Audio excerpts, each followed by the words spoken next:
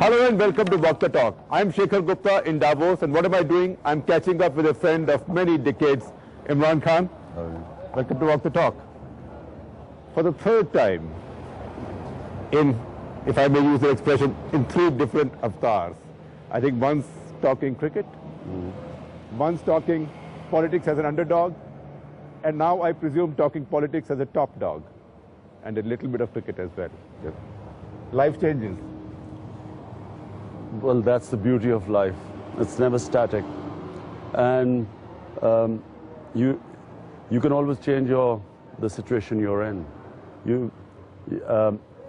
They say a small party never remains a small party and a big party never remains a big party, which I kept saying, you know, when they said you're only a small party. So changes, life changes. We can change our destiny.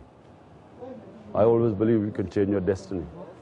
Yeah, but you remember the first time you came into politics, you were very naive. You contested from 5 seats with disastrous results in 5 provinces.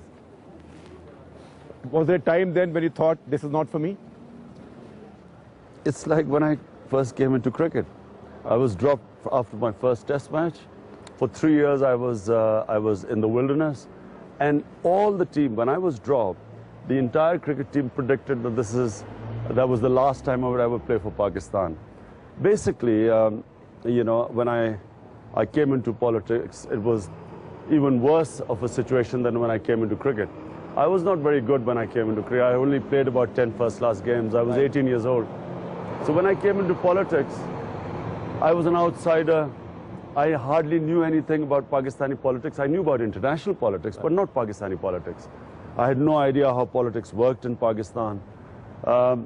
And then I formed my own party and refused to take other politicians with me. Right. And took the most difficult route, you know.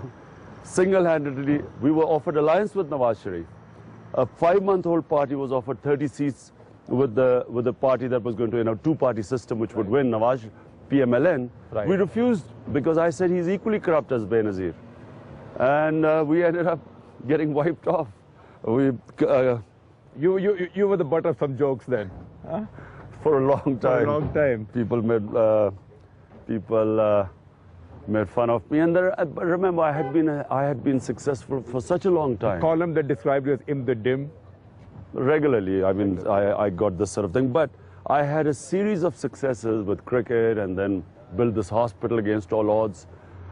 And suddenly, this one big in '97, when we were wiped off, not one seat, the sort of attacks that came, you know, the sort of, but you expect it, you know. What has turned things around so dramatically now? I mean, we are not predicting election results yet, but obviously you are getting these huge rallies, and people are watching. That's why you are in Davos, and you're the toast of Davos. Shekhar, look, no one can defeat us now. I used to know when we were playing cricket, a time would arrive during a game when without actually having won, you knew now that you were going to win, okay? That stage has arrived in politics. I'm not talking about those things anymore, or not in cricket these days. Yes, I know. But it's once the people stand with you, once, you know, you've got the people with you, which is what has happened. Once you've got a movement going, once you've got the young people out in the streets standing with you, it's very difficult for parties of status quo to actually come and challenge you now. Yeah. Yeah. But what changed it, you know, in terms of public opinion and perception? There's been a dramatic shift. It wasn't... Rallies of this kind haven't been seen since Benazir. No, but since her father. Even Benazir never had such big rallies. I mean, over 500,000 people came to attend these 2 big rallies. It was not a sudden change. It was over 3 years, there was a pattern. You could see people changing, people getting disillusioned from the old parties, the economic situation deteriorating, lawlessness, people realizing, a point came when people realized that unless we change, we are doomed. So what are you offering that others are not? Well, I came in on a platform of anti-corruption, which was 15 years back. Right. Corruption now has become the major issue in Pakistan. People now realize... As in India? They realize that poverty is because of corruption. And so that was consistently my platform. And secondly, on the war on terror, I was the one who kept saying that there's no military solution. I said there's only a political solution. Now, after 40,000 people dead, everyone now realizes that there's no military solution. So therefore, and I got a lot of flack on this because they kept calling me pro-Taliban for saying that there's no military solution. And so I stood my ground, and finally these two ideas really raised my credibility, because now, as they said, an idea whose time has come, what I stood for, people now understand and believe.